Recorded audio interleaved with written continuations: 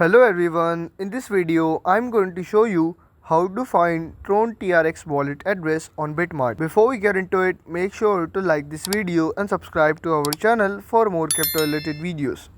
First thing you need to do is to open your Bitmart application. Once you have logged into your Bitmart account, then you need to tap on assets at the bottom right corner.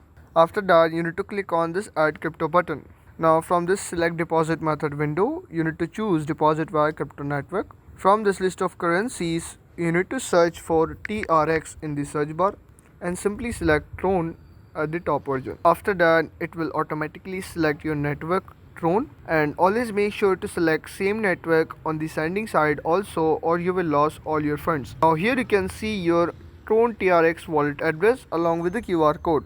Simply tap copy to copy this address, or you can share this QR code directly, and you can also share this address by tapping on this share address button. And that's it. Now you know how to find Tron wallet address on Bitmart. If this video helped you out, make sure to like this video and subscribe to our channel for more crypto related videos.